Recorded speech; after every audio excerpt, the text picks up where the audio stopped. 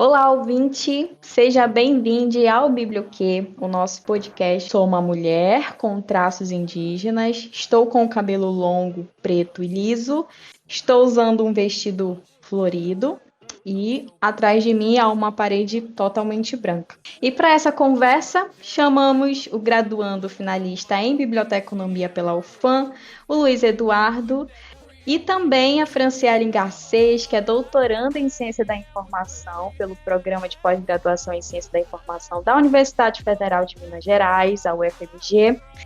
Luiz Eduardo, Franciele, muito obrigado pela presença de vocês. Passo a palavra agora para a Fran iniciar a sua autodescrição, apresentação.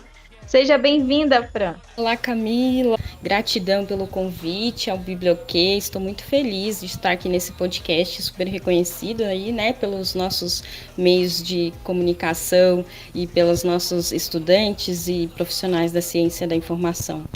E da biblioteconomia, né, gente? Por favor. Eu gostaria então de me descrever. Eu sou uma mulher negra, não é? Hoje eu estou usando um batom de cor jabuticaba, um roxo muito forte, muito forte. Só isso que eu uso de maquiagem. Estou com o cabelo preso, com um coque. Estou usando uma blusa com detalhes. É uma blusa transparente. Por baixo dela tem uma outra regata branca. Essa blusa ela tem detalhes de bolinhas azuis. Atrás de mim tem uma parede totalmente branco e eu estou sentada numa cadeira com um estúdio de gravação dentro do meu quarto. Oi pessoal, mais uma vez é um prazer enorme estar participando do Biblioquê. Agradeço muitíssimo pelo convite, pela oportunidade de poder conversar sobre um assunto que eu tenho tanto gosto e também tenho aprendido tanto nesses últimos tempos. Eu me chamo Luiz Eduardo, sou formando em Biblioteconomia pela Universidade Federal do Amazonas. Sou um homem negro, de pele clara, meu cabelo é raspado, eu tenho olhos castanhos escuros, nariz largo e lábios grossos, tenho bigode, brincos e piercings nas orelhas e, no momento, visto uma camiseta cinza.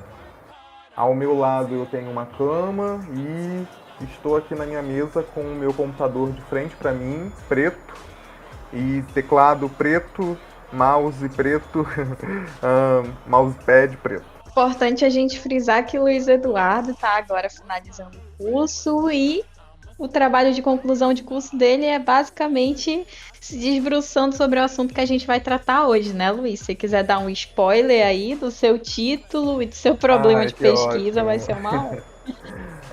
Durante o meu TCC, eu trabalhei aí analisar a produção científica que versa sobre a temática negra dentro da ciência da informação.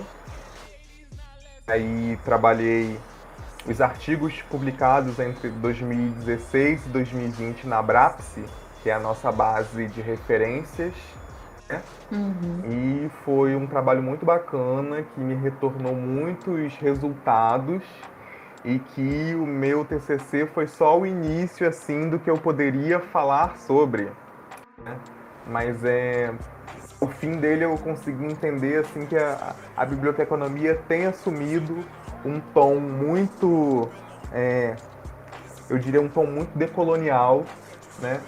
Tratando sobre essa temática e trazendo esse assunto para o centro das discussões que a gente desenvolve dentro da área. Então, fiquei muito feliz com os resultados que eu alcancei e espero, através deles e do que eu ainda posso falar sobre, contribuir para que essa temática continue crescendo dentro da ciência da informação. Que bom, Luiz. O pontapé foi dado, né? Agora você só tende a contribuir aí com novos estudos e novas interações com outras pessoas, como a Fran, que já se debruçou sobre o tema. Então, a tendência é só colaboração. Inclusive, um prazer enorme estar gravando com ela. Pessoas assim estudiosas que eu usei no meu trabalho e é um prazer enorme estar aqui dividindo esse espaço de fala com ela. Obrigado, Fran, pela oportunidade também. Imagina. Eu que só agradeço, é um prazer sempre dialogar, né, com o pessoal da graduação e com os futuros profissionais, especificamente porque as questões étnico-raciais ainda precisam, né, de um avanço, e eu sempre acredito muito, né, nesse lugar de enunciação nosso enquanto pessoas negras, pesquisadoras. Então, para mim é muito importante, né, a minha escolha política de ser uma pesquisadora da questão étnico-racial vem também da graduação. Então eu entendo o quanto é importante, Luiz Eduardo, que você realmente se dedique, né, a estudar cada vez mais, se for esse teu desejo de pesquisa enquanto pessoa negra, e a estudar e a se desenvolver enquanto um futuro pesquisador aí, no mestrado, um doutorado, quem sabe um pós-doc, né, sempre pensando essa Opa, com contribuição, né, certeza. com certeza. Muito bom, Fran. Então vamos partir para as perguntas.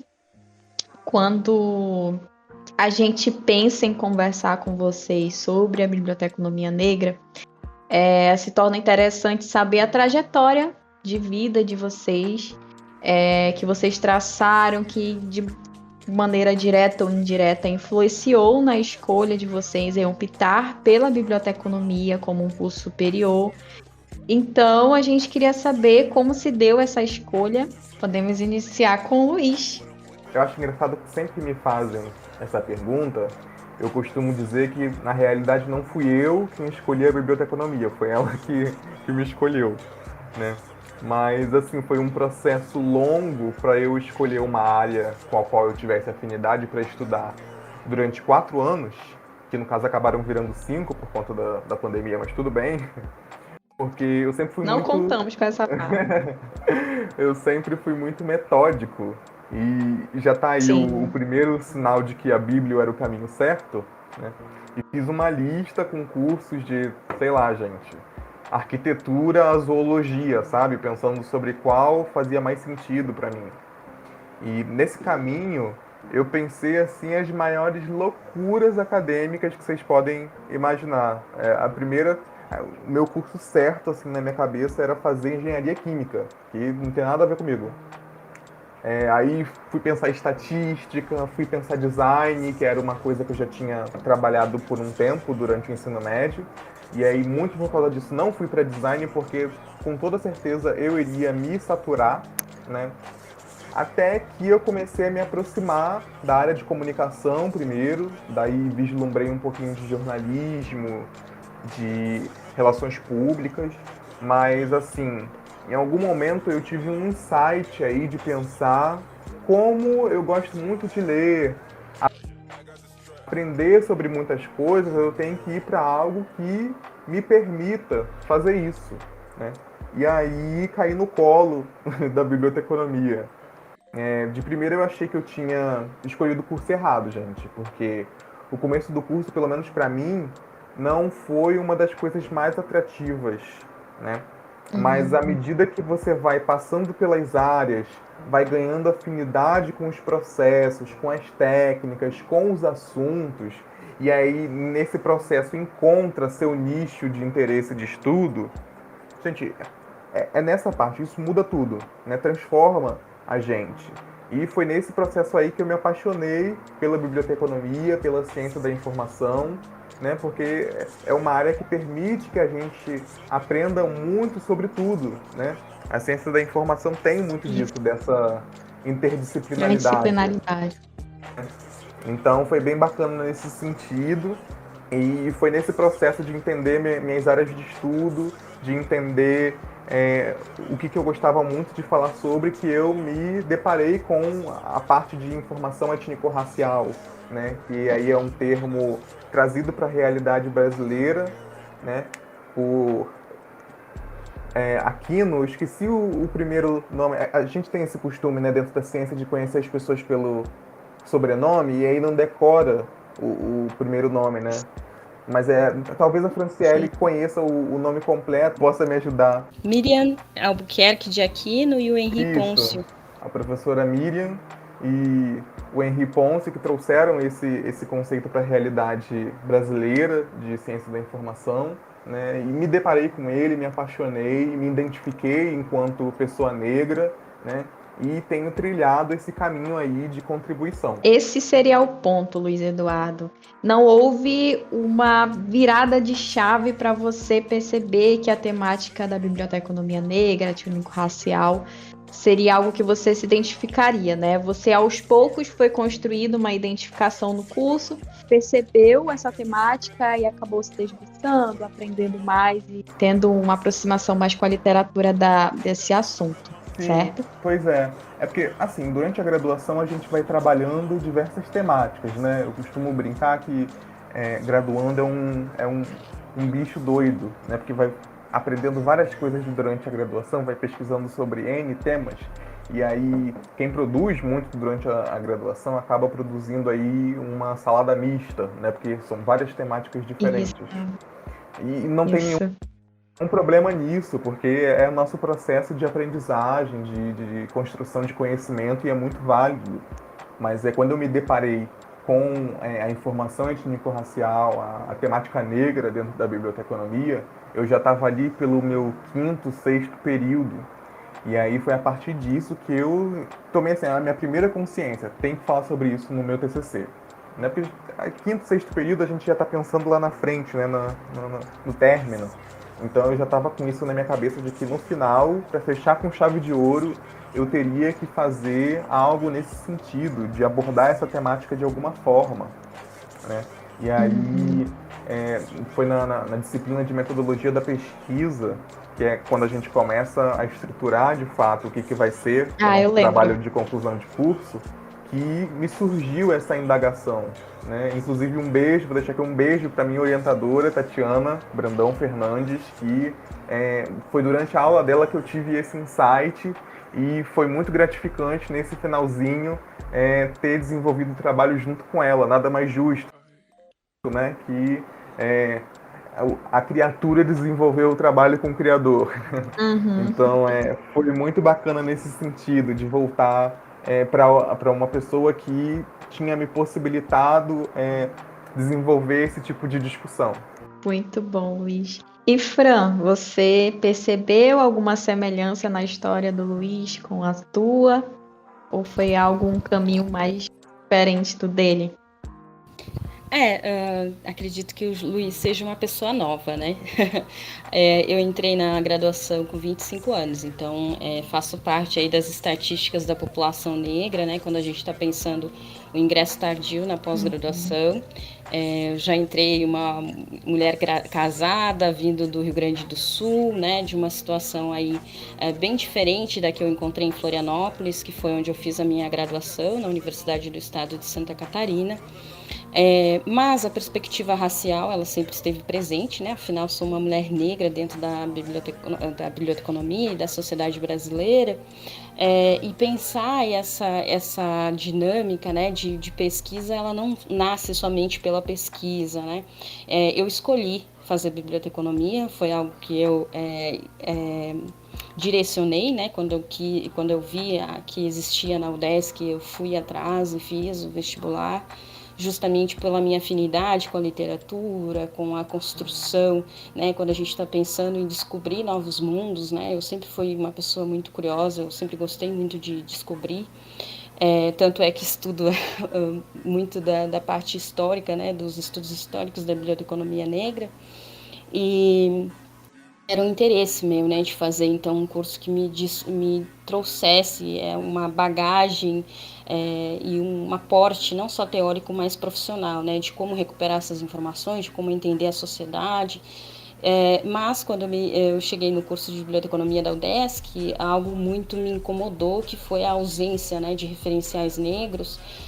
E nesse mesmo período em que eu fiz a graduação, eu fiz parte do Núcleo de Estudos Afro-Brasileiros, né, da UDESC, que é um dos maiores do país, e que me possibilitou viver a academia de todas as formas, né, desde produção acadêmica, projetos de pesquisa, de extensão, atuar em monitoria, em ensino, né, fazer aí formações, acolhimento para pessoas oriundas de ações afirmativas, participar de congressos nacionais e internacionais, porque o NEAB ele permitia, né, que a gente se unisse em prol desse desenvolvimento acadêmico nosso para a construção de um currículo para a pós-graduação. E posteriormente também veio, né, interesse quando eu me deparei com esse princípio da ausência, né, que a Grada Quilomba nos traz. Foi muito importante para mim entender que enquanto mulher negra eu não precisava trabalhar com a questão étnico-racial, ou principalmente me colocar nesse lugar de ativismo e de pesquisa posicionada, né? Mas eu decidi fazê-lo justamente por conta dessas ausências, né? Que era, na época, eu lembro que eu fui numa livraria e procurei diversas, assim, do estado, né, dali de da Grande Florianópolis, e eu só encontrei o livro Negro na biblioteca, da Francilene Cardoso, que tinha recém sido lançado, né, da defesa dela ali da pós-graduação no IBIT que ela fez. E eu lembro que isso me chamou muita atenção, né? Essa ausência das pessoas negras, dos intelectuais negros, de docentes negros dentro desse lugar de poder que é a docência, e de poder e de autoridade epistêmica, né? Que nós chamamos quando a gente se volta a pensar uma pessoa que produz conhecimento sobre uma determinada área, né? E a partir disso é que nasceu todas as inquietações, né, se colocaram presentes, e que nasceu meu estudo de graduação. Então foi voltado para o ensino. Eu fiz pesquisa com docentes, eu entrevistei docentes, eu coloquei eles nesse lugar de serem entrevistados e de perguntar qual a importância da inserção da questão étnico-racial nos cursos, ou especificamente no curso de biblioteconomia da UDESC, né? E que a partir de todo o trabalho feito pelo NEAB, das outras colegas que também trabalharam com a questão étnico-racial antes de mim, a gente hoje tem uma disciplina criada, né, da UDESC, fruto de diversos esforços, né, de docentes antirracistas do departamento, de alunos de graduação que fizeram seus cursos, dos mais de 10 anos de trabalho do NEAB, né, para conscientização sobre a importância das questões étnico-raciais, do debate indígena, da população LGBTQIA. Então, vem de toda essa construção, né? E depois disso eu fui para o IBICT, né? O FRJ, orientada pelo Gustavo Saldanha, que me trouxe aí todo um aporte, uma oportunidade de me desenvolver ainda mais enquanto pesquisadora de mestrado, né? Dessa vez voltando a olhar ainda para o ensino de História e Cultura Africana e Afro-Brasileira, mas aí pensando todas as universidades federais e estaduais do país, presenciais, né? De cursos presenciais. Então eu analisei 29 instituições e os cursos presentes nessas instituições para poder identificar quantas disciplinas tinha, né? Agora a gente tem aí para publicar mais um estudo sobre as bibliografias utilizadas dentro dessas disciplinas, e entender, por exemplo, o quanto nós diariamente temos o epistemicídio presente do pensamento negro, né? Quando a gente vai olhar as bibliografias, a gente não lê pessoas negras, a gente não estuda praticamente isso dentro dos nossos cursos de graduação, e, portanto, não somos preparados e preparadas para trabalhar e atender o público negro, que representa aí mais de 50% da população brasileira, de forma a não externalizar os nossos preconceitos, né? Porque estamos numa sociedade racista. Então é importante sempre pensar a importância, né, da pesquisa para a construção, porque eu não faço pesquisa somente para fazer, né? Eu sou a minha pesquisa, mas obviamente eu faço uma pesquisa que não se coloca somente como uma ativista, é sim uma política e uma pesquisa posicionada, né? Eu escolho conscientemente ter mais de 90% de autores que fazem parte das margens, sejam elas pessoas asiáticas, negras, LGBTQIA, pessoas indígenas, independentemente do lugar, né, no local que ela esteja situada, seja aqui no Brasil, nos Estados Unidos, elas ainda estão, né, nesse espaço de estar à margem, de não estar no poder. Então eu sempre considero que hoje, né, desenvolvendo a tese aí, trazendo mais ainda o reforço dessa biblioteconomia negra, com pensamento de pessoas negras que vieram antes de nós, porque Nós já temos, né, as pessoas conhecidas na contemporaneidade, mas nós não conhecemos as pessoas que contribuíram para que nós hoje estivéssemos nesse lugar, enquanto pessoas pesquisadoras, enquanto negras dentro da academia, enquanto pessoa negra doutoranda, como às vezes a única lá dentro da sala, né, e ainda trazendo temas sensíveis e temas que incomodam mesmo dentro da pós-graduação. Então é uma escolha, né? A minha história ela vem aí a partir de escolhas e todas as minhas escolhas sempre foram políticas e sempre em prol de visibilizar aqueles que vieram de nós, né? E especificamente o meu povo, né? O povo negro. Penso que vocês são pessoas fora da curva, porque mesmo não existindo na graduação pessoas ali ocupando cargos autoritários, vocês deram procedimento ao desenvolvimento e conhecimento sobre a biblioteconomia negra, e isso é algo que a gente precisa refletir, né? Porque até em que momento a gente vai continuar presenciando esse cenário de pessoas majoritariamente brancas ocupando espaços de privilégios e que estão ali, de certo modo, influenciando direto ou indiretamente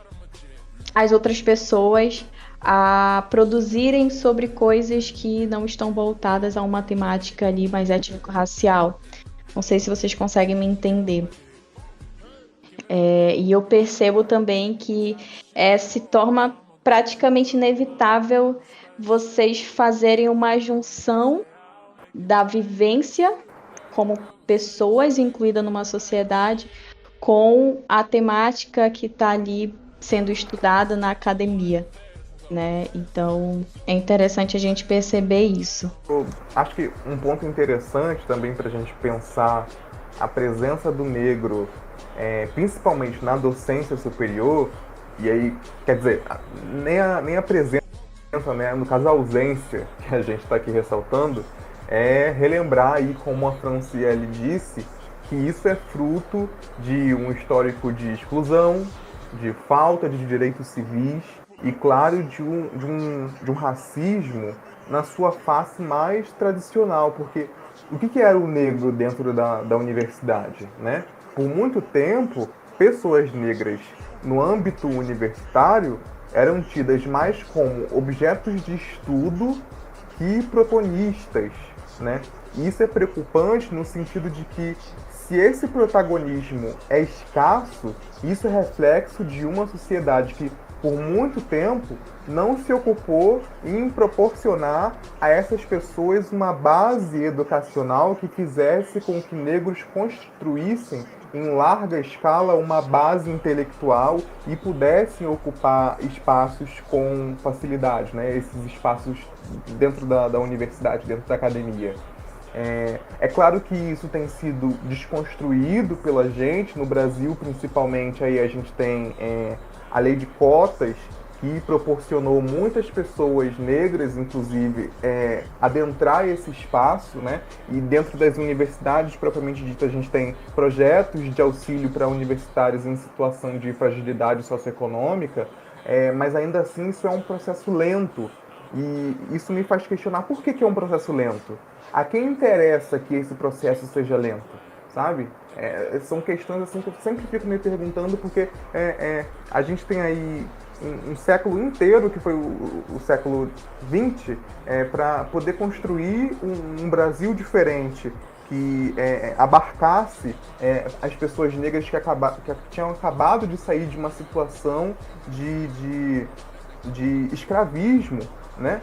E por que durante 100 anos que a gente teve, a nossa sociedade não se estruturou de forma a trazer essas pessoas para o centro das nossas vivências sociais, né? A quem interessa o racismo continuar existindo dessa forma e continuar preterindo informação, debate, conhecimento negro dentro da academia, sabe? Eu poderia colaborar com essa tua reflexão, Luiz Eduardo. Claro, quando a gente está pensando, por exemplo, que não é de interesse da elite branca que nós nos empoderemos, né? Tanto informacionalmente ou que estejamos em lugar de poder, porque se você for analisar, né, a gente vive numa sociedade capitalista E a sociedade capitalista, já como diz o Cedric Robinson, ela vive não um capitalismo por si, mas sim um capitalismo racial. Eles precisam que nós estejamos na base para que eles possam nos explorar. Quanto mais pessoas negras estiverem em condição de vulnerabilidade informacional, social, né, educacional, enfim, fora desses espaços de poder, muito mais fácil é você pegar e precarizar as condições de trabalho, precarizar as condições de acesso a direitos básicos, né, como moradia, educação, acesso a coisas que são necessárias para o desenvolvimento de uma cidadania plena, né? Quando a gente está pensando na justiça social, por exemplo. Então, no meu entendimento, hoje a sociedade brasileira, ela vem, né, como eu digo na própria dissertação, ela está construída sobre 4 pontos. O primeiro é o racismo, né?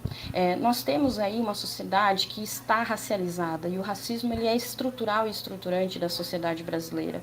Então, nós, pessoas negras, podemos não nos ler como pessoas negras, mas quem diz se nós somos negros ou não é a própria sociedade. É ela que vai nos tirar oportunidades, mesmo que às vezes a gente nem saiba que essas oportunidades existem, não é?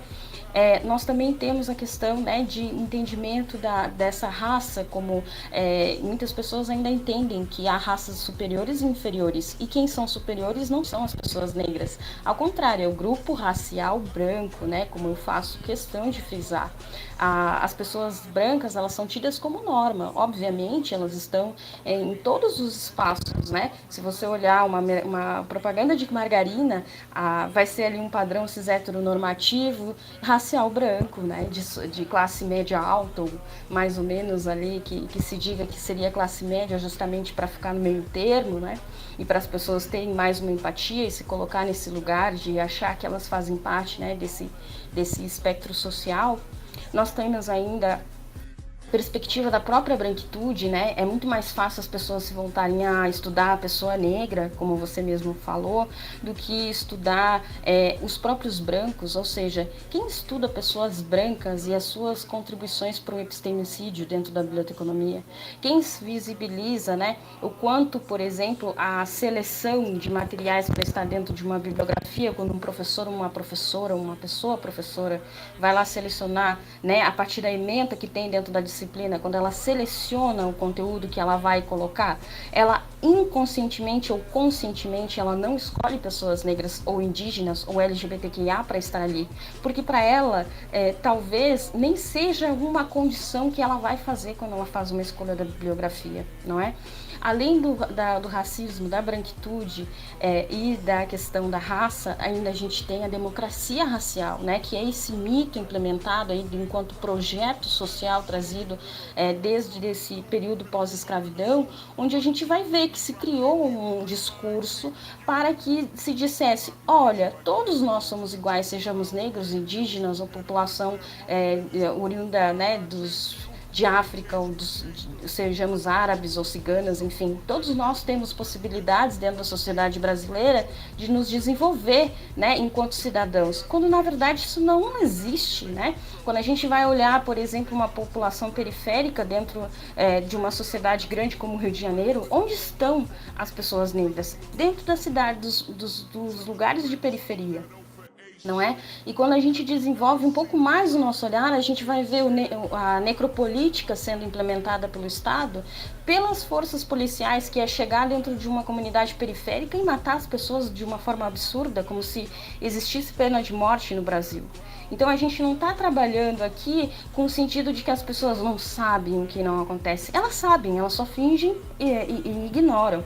E para nos convencer, a nós, pessoas negras, de que não, isso é tudo fruto da nossa cabeça, elas trazem mais uma questão, além da democracia racial. Elas trazem a questão da meritocracia, que é dizer, olha, se você não conseguiu entrar na universidade, é porque tu não te esforçou o suficiente. Quando, na verdade, se a gente for analisar os mais de 300 anos de escravidão, de todo o processo de colonização, a gente vai ver o quê? Que a população negra ela não teve acesso, né, às condições básicas para se desenvolver, né, como tu bem trouxe. Então a gente tem aqui 5 ou 6 pontos, a gente teria muitos outros para a gente debater, no sentido de pensar que o que nós temos hoje são reflexos. e as pessoas em seu lugar de privilégio, branquitude, né? Porque a gente sabe que ser pessoa branca mais clara ou menos clara dentro da sociedade brasileira vai trazer privilégios, né? Porque você chega a esse padrão branco, isso faz parte. Então a gente tem aí uma sociedade que é construída sobre a raça e que vai sempre excluir aquelas pessoas que ela racializam, justamente para a exploração do capital. Entre outros pontos, né? Eu super me identifiquei quando você fala sobre o processo de se reconhecer uma pessoa racializada, porque por muito tempo isso foi para mim uma questão ociosa, né? Acho que na real eu me lembro perfeitamente o momento em que eu me entendi enquanto um homem negro, que foi ali no meu segundo ano da universidade, que um amigo virou para mim e falou: Luiz, você é um preto muito bonito. E eu fiquei: caramba, sou reconhecido enquanto um homem negro. Por que isso acontece? Por que eu nunca pensei sobre isso antes? Né? E aí, a partir daí pra frente, foi um processo muito, eu diria, muito doloroso mesmo, de entender as coisas pelas quais eu passei por pertencer à identidade de um homem negro, né? E entender como que eu deveria me comportar com relação a isso, quais atitudes que eu deveria ter para romper com esse tipo de comportamento que as pessoas tinham perante eu, né? Então, o processo de se reconhecer enquanto pessoa negra, muitas vezes ele demanda da gente um esforço psicológico, principalmente, porque não é um processo fácil, e um processo de entender a estrutura social na qual a gente está colocada e o quanto ela invisibiliza a gente nesse processo, né? Porque eu sou um homem negro de pele clara, então as pessoas geralmente viram para mim e dizem: ah, você é moreninho, você é bronzeado, né? E me invisibilizam nesse sentido, né? E por muito tempo isso me fez questionar: se eu sou uma pessoa clara demais para ser negro, e se eu sou uma pessoa negra demais para ser branco, em que zona eu tô, né? A gente às vezes demanda esse tipo de caracterização, e isso nos coloca numa situação de vulnerabilidade de entender a própria identidade, né? E para o sistema que a gente convive, seria mais pertinente você continuar com essa invisibilidade racial. Considerando que, enfim, por mais que você não tenha essa consciência de que classe social, de que raça você é pertencente, se tornaria mais fácil de você ser moldado ali a partir de interesses que a sociedade privilegiada tem sobre a pessoa negra da pele, por mais que seja clara. Permite só fazer um adendo aqui. É importante a gente frisar, porque não sei se vocês já ouviram, mas eu ouço muito, a questão das pessoas que, quando elas querem colocar uma questão de responsabilização, elas dizem assim: ah, mas os negros, eles são racistas? Esse é um ponto. E segundo, eles são pessoas que não se veem como negro, mesmo quando você aponta. Primeira coisa que a gente tem que saber é que é muito difícil ser uma pessoa negra dentro da sociedade racializada como é o Brasil. Isso significa, quando você olha para si mesmo, se vê como uma pessoa negra, você se identificar, né, pertencente a um grupo racial que é visto como tudo de negativo e de ruim que há no mundo, não é? Então, se a gente não pode cobrar que todas as pessoas negras tenham um pertencimento étnico-racial ou uma identidade étnico-racial definida. Porque as pessoas, elas são múltiplas, né? Elas descendem de diversos outros grupos e etnias e que compõem o ser delas. Ou seja, hoje vocês olham para mim, vocês veem uma mulher negra, mas eu sou descendente de guaranis, né? Sou descendente de espanhol, o colonizador que foi lá e estuprou uma das minhas bisavós, entenderam? E aí eu tenho português, eu tenho não sei o quê, tenho. Mas o que você lê quando eu chego na sociedade brasileira? Como você me lê? Como uma mulher negra? E essa é a identidade que eu construí desde criança, né? Obviamente a partir de dores, porque antes eu não tinha o aporte teórico para isso. Mas é importante a gente falar o seguinte: pessoa negra não é racista com outras pessoas negras ou indígenas ou pessoas racializadas. Ela reproduz o racismo por ela estar dentro de uma sociedade racializada. Então, esse é o primeiro ponto. E o segundo ponto é, ninguém é obrigado a se identificar racialmente com nenhum grupo. Eu sempre identifico a pessoa que pode passar de um grupo para outro, por exemplo, se uma pessoa é lida como parda ou quase branca, olha só o que essa pessoa pode fazer. Ela pode ser uma ativista política extremamente forte, porque ela pode ser uma pessoa que seja antirracista, e é isso que para mim, enquanto pessoa pesquisadora, por exemplo, me interessa. Eu quero pessoas antirracistas, independentemente de se forem brancas ou negras. A gente sabe que quem produz o racismo é a pessoa branca enquanto lugar de privilégio. Mas quem pode combater o racismo é também a pessoa branca e principalmente as pessoas que podem transitar em todos os outros espaços. E chegar e falar de igual para igual com todos eles, né, independentemente de quando ele se coloca dentro da sociedade. Agora, uma coisa que as pessoas confundem muito é o que é o seu lugar de enunciação. Eu, Franciele, acredito que somente pessoas negras que passam pelo racismo, ou a dor do que é sofrer um racismo, serão, com certeza, melhores pesquisadoras quando elas estão trabalhando com questões raciais, porque elas já entendem como a dinâmica funciona. É diferente de uma pessoa branca que trabalha com a temática. E aí, vejam bem, temática do racismo. Porque se a professora branca ela está no lugar de opressora, como ela pode entender uma dinâmica que ela mesma produz, e no sentido de que olhar para si mesma é apontar o dedo e dizer, poxa, eu sou racista? Né? E aqui no Brasil a gente tem essa questão de olhar para si mesmo e dizer, não, eu não sou racista. Aí você pergunta, mas você já viu, você sabe se no Brasil as pessoas sofrem racismo? Sim, sofrem racismo, mas eu não sou racista. Então, né, a gente tem vários pesquisadores que trazem isso, o Lourenço Cardoso, ali a Weiner Schuckmann, a professora Maria Aparecida Bento. Então, eu acho que a gente tem aí muito a discutir sobre isso, entendem? Colaborou demais com o meu entendimento e acredito que com o dos ouvintes também. E diante desses fatos que ocorrem tanto na academia e principalmente no nosso meio social, que muitas das vezes são desanimadores, o que vocês podem falar de maneira que contribua com os ouvintes não brancos que estão nos ouvindo nesse momento? E isso, claro, ouvintes que estão incluídos ali no curso de biblioteconomia ou não.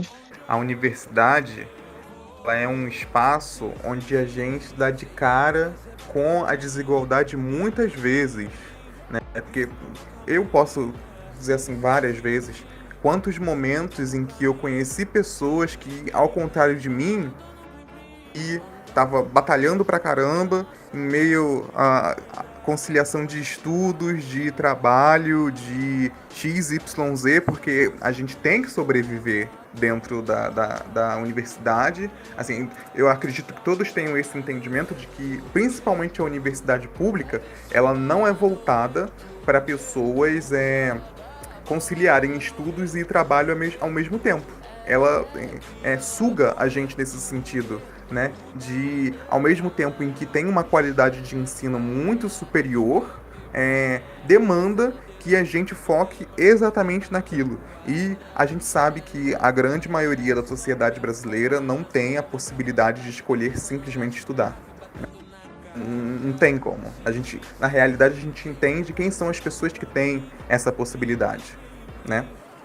E aí, enquanto eu tinha esse tipo de comportamento, eu conhecia outras pessoas em situação de privilégio dentro da universidade que estavam só estudando, né? E que, de fato, teriam mais facilidade em alcançar bons resultados, né? Porque o contexto socioeconômico cultural dessa pessoa está mais atrelado a esses espaços de privilégio, de conhecer as pessoas certas, por exemplo, e aproveitar o que essas pessoas certas têm a oferecer, mas, ao mesmo tempo, eu digo que essas experiências que eu adquiri me colocam à frente dessa persona em muitos aspectos. Então, assim, a universidade, por mais que ela tenha projetos voltados para atender pessoas em situação de vulnerabilidade, o dia a dia dela confronta a gente, né? Chega a desanimar às vezes nesse sentido, mas ela transforma muito. Por isso que eu sempre gosto de enfatizar que as pessoas não desistam.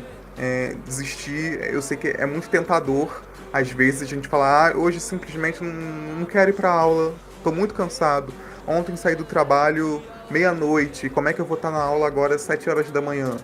Eu sei, é difícil, é sugado, exige muito da gente, mas o que a gente adquire no final, tendo a possibilidade de muitas vezes sacrificar, que não deveria acontecer, mas acaba se tornando algo imperativo, nossa, isso transforma muito a gente, né? Eu costumo dizer que existe um Luiz Eduardo, garoto negro, antes da universidade e um Luiz Eduardo, homem negro, depois, né? E no meu entendimento, eu espero que outras pessoas não brancas tenham a oportunidade de viver esse processo. Eduardo falou em relação a gente estar sempre saturado na universidade, né? Principalmente as pessoas que estão em situação vulnerável financeiramente, socialmente. Uma vez eu li um Twitter que falava o seguinte: você compete com pessoas na universidade que estão descansadas. Então, acho que isso resume bem a real situação da pessoa negra que tem ali suas deficiências financeiras e que precisa se esforçar mais que os demais para demonstrar que ela é boa naquilo, que ela é competente, que ela pode desenvolver expertises para ser melhor ou igual àquelas pessoas que estão ali em um estado de privilégio, seja financeiro ou seja social, né? E a gente leva para o lado da cor de pele. Quando a gente está pensando em pessoas não brancas, né, e toda essa miríade, eu entendo que há algumas situações que nos impelem a ficar fora do banco universitário, né? Isso vem desde ali do ensino médio, do ensino fundamental, até às vezes da creche, né? Tem uma pesquisadora que é a Cíntia Cardoso e ela estuda a branquitude na infância. E aí ela vai vendo todos os processos que contribuem, por exemplo, né, de atitudes desde docentes até todo um racismo institucional que impera dentro desses lugares. Imaginem, a gente está falando de crianças, né? Para pensar essa construção de o que é ser uma criança negra ou indígena ou descendente de outro grupo étnico-racial né, marginalizado dentro da sociedade brasileira. Quando eu penso na universidade, eu sempre penso nas dificuldades, né? Eu acho que elas são imperativas realmente dentro da nossa vivência, né? Desde quando a gente chega, por exemplo, na universidade, uma coisa que o Luiz estava falando, que eu considero importantíssima, é nós entendermos que a universidade não foi criada para nós, né? Nós viemos, por exemplo, da oralidade, somos muito melhores falando do que, de fato, às vezes escrevendo um texto de TCC, de um artigo ou uma dissertação ou tese, justamente porque não viemos desse espaço. Esse espaço não foi construído para nos acolher e muito menos para nos dar essa profissão que vai nos colocar num lugar aí, muitas vezes, de poder, né, dentro da sociedade. Então, uma coisa que eu digo sempre primeiro, se dedicar o que você puder, né? Quando a gente está aí sendo arrimo de família, a gente tem que escolher. Ou estuda ou coloca a comida na mesa, e muitas vezes a nossa realidade é a segunda opção, não é? E se a gente tem a oportunidade de conseguir estudar, ou seja, passar no vestibular, aí eu indicaria sempre procurar as políticas que existem dentro da universidade. Seja você uma pessoa cotista, né?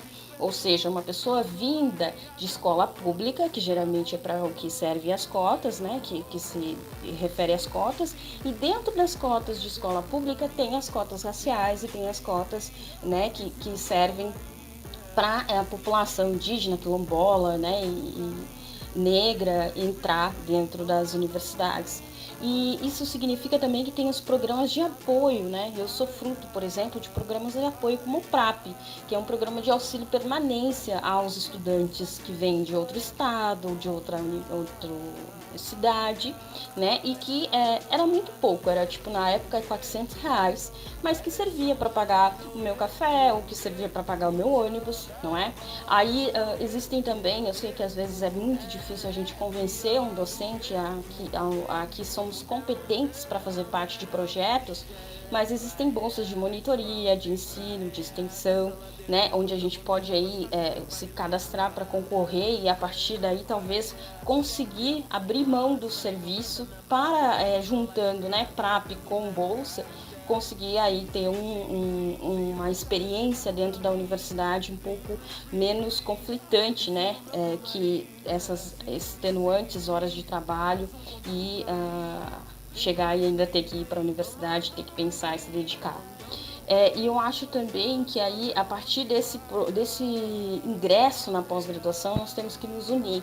Dentro do NEAB, por exemplo, a gente fazia o ateliê do texto. Todo ano, a cada semestre, a gente fazia um acolhimento com todas as pessoas oriundas de ações afirmativas, e aí nós oferecíamos, né, ao longo desse processo, treinamento para saber, né, principalmente nós que somos profissionais da informação, nós fazíamos curso para saber metodologia da pesquisa. Então, às vezes, a pessoa estava entrando no primeiro semestre e ela já estava aprendendo o que é um artigo, para que ele serve, como que se faz, não é? Um trabalho, uma resenha crítica, uma resenha de outra forma, fazer um fichamento, fazer toda uma perspectiva aí que já te coloque, né, de pelo menos nesse sentido em pé de igualdade com outro colega. E aí existiam algumas outras especificidades que a gente ia trabalhando em conjunto com a psicóloga, né, que existia na universidade naquela época, e que a gente podia, por exemplo, atender pessoas com dislexia e com algumas outras especificidades, né, que as pessoas têm, e poder fazer com que elas se desenvolvessem na universidade, porque quando a gente chega, muitas vezes o professor acha que a gente tem que saber entregar um trabalho nas normas, quando na verdade nem computador ou internet a gente tem em casa. Então, essa é a realidade, infelizmente, de muitas das pessoas, né, que ingressam na universidade e que são pessoas não brancas.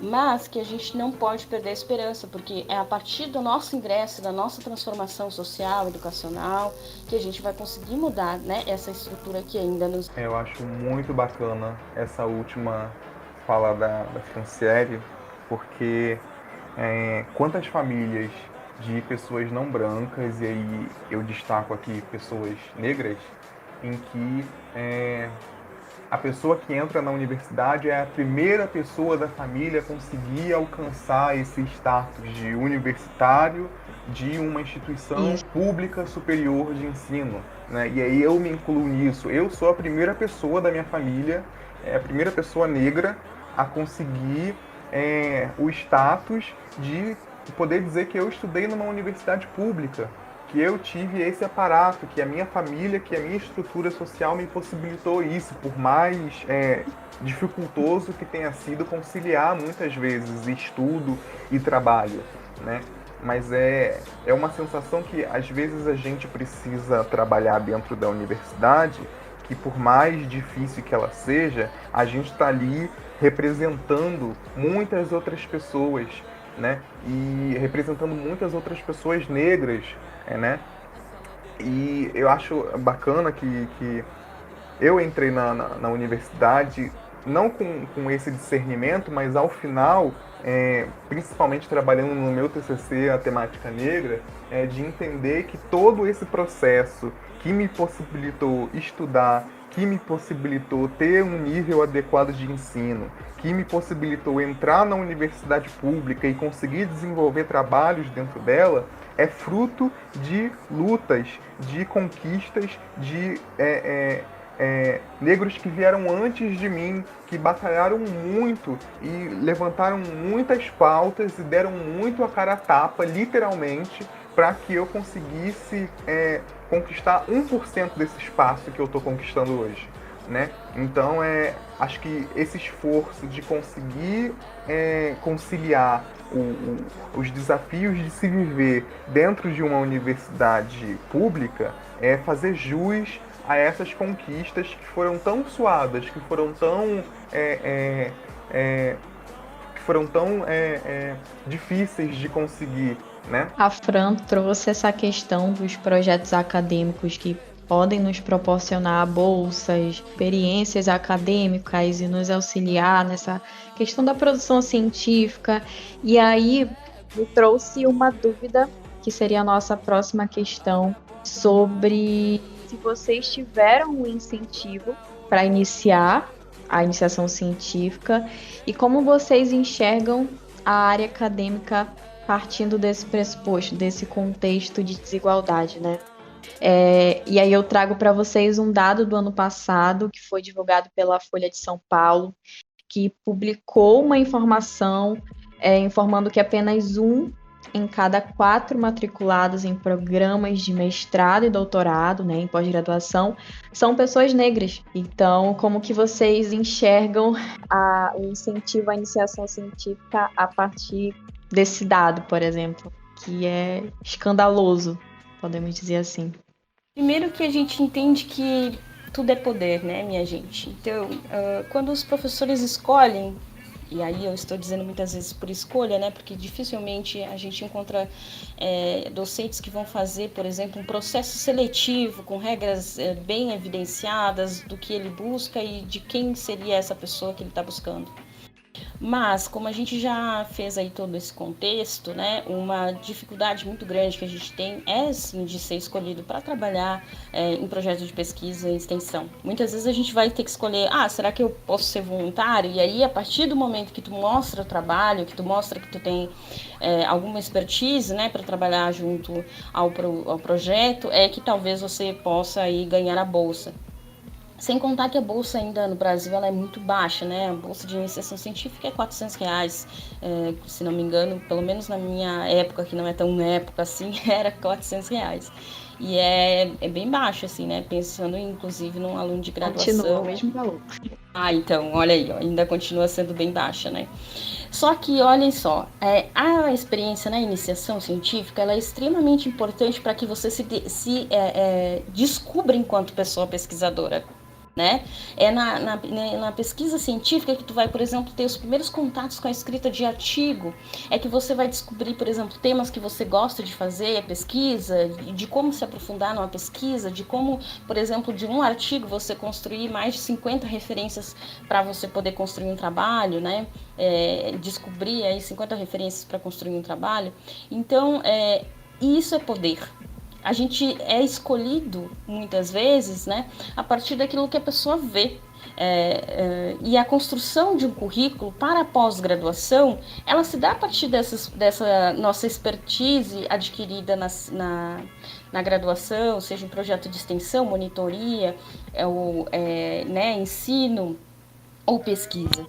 Então, o reflexo que a gente vê hoje de muito pouca pessoa é porque o currículo, por exemplo, é uma das coisas que é avaliada quando você tem que entrar na pós-graduação. Se você tiver uma baixa produção de artigo, de baixa participação de eventos científicos, de apresentação de comunicação oral, dificilmente você vai conseguir uma boa nota dentro de uma avaliação, né? Que existe a barema, que a gente chama, que é a pontuação dada para cada uma das coisas que a gente faz.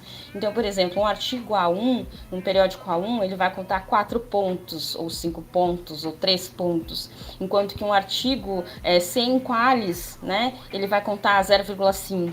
Então, é daí que nasce essa disputa, né? Então, a gente às vezes entra na universidade somente querendo passar nas disciplinas, quando, na verdade, muita gente tem que passar nas disciplinas e ainda pensar no amanhã, caso queira, né, se tornar uma pessoa pesquisadora. E é daí que a gente tem tanta dificuldade. Por exemplo, eu lembro que eu entrei eu sempre escolho politicamente ser cotista. Então, na UFMG, por exemplo, para o doutorado, eu fui a única cotista aprovada. E aí eu fiquei em terceiro lugar entre os classificados na geral. Desculpa, Fran, quantas vagas foram disponibilizadas?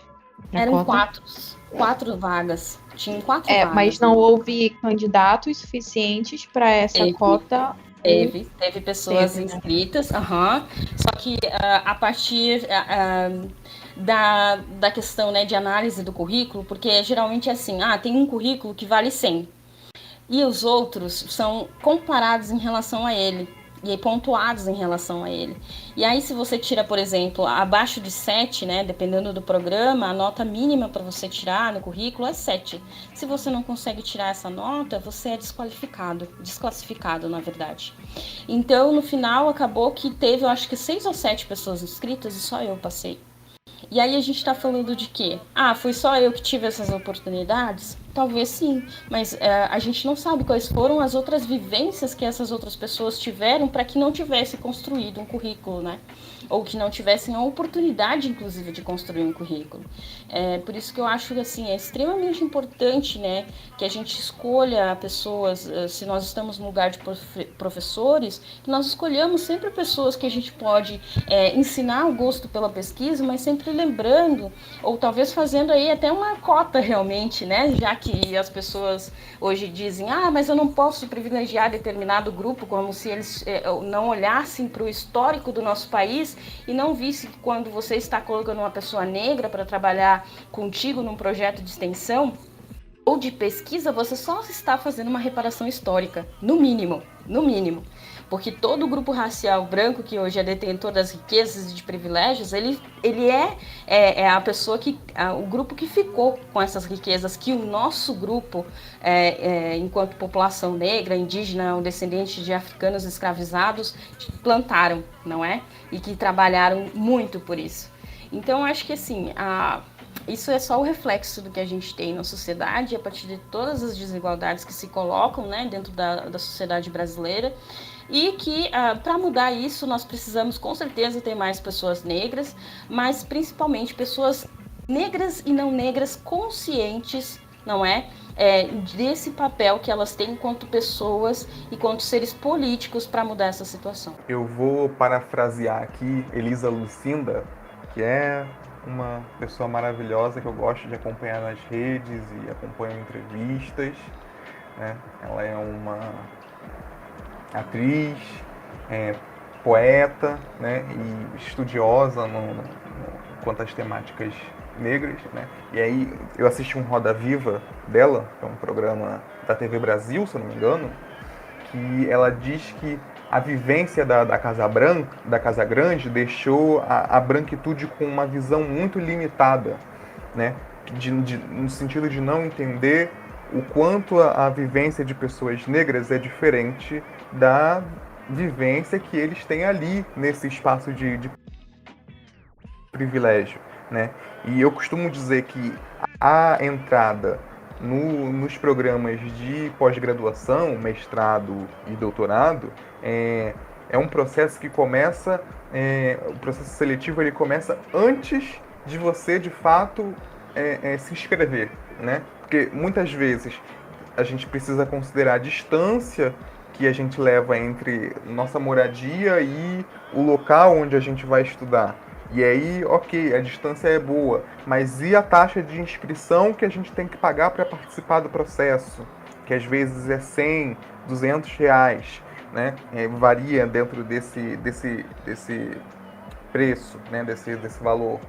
E aí, depois disso, o tempo que a gente precisa dispor para conseguir escrever um projeto que, de fato, seja executável, né? Como que vai conciliar isso com o meu dia de trabalho, né? E aí eu evoco mais uma vez o que a Fran disse aqui, ou eu coloco comida na mesa ou eu estudo. E muitas vezes as pessoas decidem por colocar comida na mesa e não estão erradas, né? E aí, por fim, ainda tem a questão do currículo, do que adianta eu pagar uma taxa de inscrição, eu desenvolver um projeto, se no final das contas o meu currículo perante diversos outros analisados não preenche o requisito para eu participar do programa, né? Então, assim, a gente tem vários níveis que até a gente chegar, de fato, no final, vão desestimulando, vão fazendo com que a gente não se sinta capaz, vão fazendo com que a gente perca o ânimo de participar, de fato, desses espaços de poder informacional, né? Mas a gente precisa pensar formas de conseguir adentrar esses espaços, né? E estruturar para que outras pessoas não brancas também consigam adentrar com mais facilidade do que a gente teve, né? Então, o sentido que a Fran trouxe de a gente se unir dentro desses espaços é primordial, é importantíssimo para configurar uma participação maior de pessoas não brancas dentro do ensino de pós-graduação no Brasil, né? A gente precisa ter mais do que uma visão empática daqueles que pertencem à classe semelhante a nós, a nossa, né? É interessante perceber que na fala de vocês mencionaram o Luiz Eduardo logo no início da nossa conversa e a Fran agora.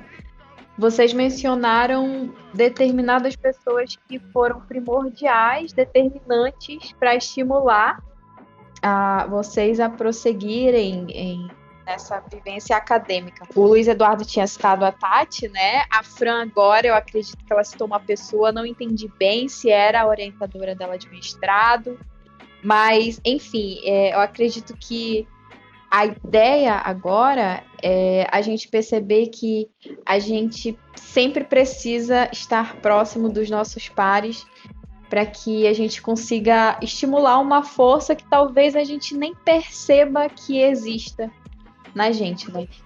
Meu Deus. Gente do céu, o pessoal tá ficando doido aqui.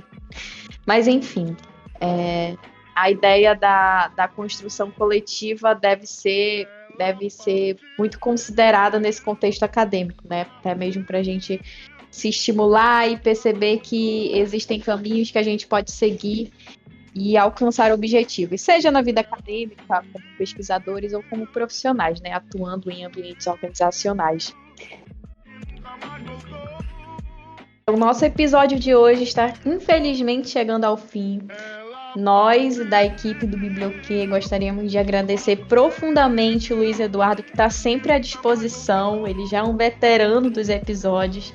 A Franciellen também, que é a segunda vez que ela está participando. Inclusive, já temos um episódio com ela sobre o feminismo na biblioteconomia. Está disponível no canal do YouTube do Biblioquê e também nas plataformas midiáticas de podcast. Então, fiquem à vontade para explorarem.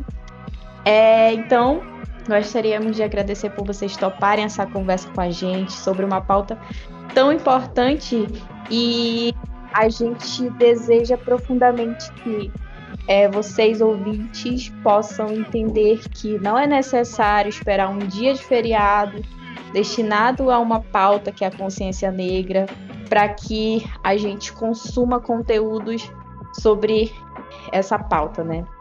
Daí a importância desse podcast, registrar a fala de vocês, da Fran, do Luiz Eduardo, para que qualquer pessoa possa ouvir a qualquer momento da vida e que possam consumir conteúdos de valor que podem ajudar a gente a se tornar pessoas melhores e principalmente antirracistas, né?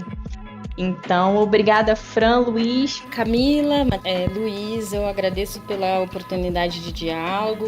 Espero que as pessoas que estejam nos ouvindo se sintam inspiradas, né? Que não desistam da academia, ao contrário, esse lugar é nosso, vamos ocupar, vamos nos tornar, né, pessoas que exercem seus direitos de estar no ambiente universitário, especialmente o público, né? E fazendo ciência, sempre pensando aí que o que a gente faz de contribuição científica se usa método científico, então não é aquilo que a pessoinha do WhatsApp nos passa, e sim a partir aí de um processo de muita luta, de muito estudo, né, de muita dedicação, de muita tradução de materiais que às vezes não estão nem na nossa língua original, enfim, que serve para que a gente possa aí construir uma sociedade mais equânime, né, mais justa socialmente, informacionalmente, para todas as pessoas. Eu agradeço ao Biblioquê pelo convite, mais uma vez expresso, né, o quanto eu estou feliz de estar debatendo e conversando com vocês neste episódio, e espero que nos encontremos em breve. Até breve. Bom, eu também agradeço a equipe Biblioquê por mais uma vez me proporcionar participar do que a gente propõe aqui, né? Agradeço a presença da Fran, que é uma pessoa que me inspirou muito durante o meu processo de produção de conhecimento sobre a temática negra na ciência da informação. Inclusive, Fran, meu primeiro contato com material nesse sentido foi com material que você escreveu, né? Assim, além do termo de informação étnico-racial, depois os processos posteriores foram escritos seus, então é muito significativo para mim estar aqui debatendo sobre esse assunto com você. Agradeço muito pela oportunidade, assim como a Fran, endosso que o desafiador que seja viver dentro dos espaços de produção de conhecimento é uma oportunidade que a gente não pode desperdiçar. Informação é o modo como a gente tem de furar a bolha, né, furar bolhas, né, e conseguir um espaço de desenvolver diálogo com as pessoas e provocar entendimentos que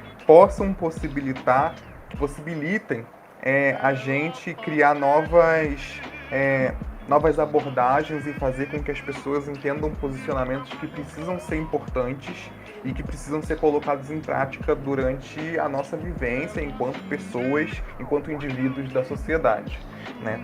Então, digo que pessoas negras participem da academia, sintam-se inspiradas pelo que nossos diversos intelectuais negros falam o tempo inteiro, né? E tragam isso para o debate, tragam isso para a vivência de vocês, porque vai ser muito importante. Muito obrigado. Obrigada, Luiz. Também gostaria de informar aqui que a gente já tem um episódio gravado, né, sobre vivências de iniciantes na pesquisa científica, o famoso FIC ou FIBID em algumas outras instituições. E também fiquem à vontade para ouvir, porque está muito legal, tenho certeza que vocês vão se identificar. E então, também não esqueçam de nos ouvir nas redes sociais e também ouvir os nossos outros episódios. Fiquem bem, continuem usando máscara, passando álcool em gel, a pandemia ainda existe. Vamos aguardar dias melhores. Ok? Até mais. Esse episódio é uma produção do Biblioquê Podcast. A pesquisa foi feita por Carlos Júnior, a roteirização por Rayane Azevedo, a mediação ficou por conta da Camila Silva, revisão e a edição Carlos Júnior, e as artes para divulgação é feita por Tati Batani.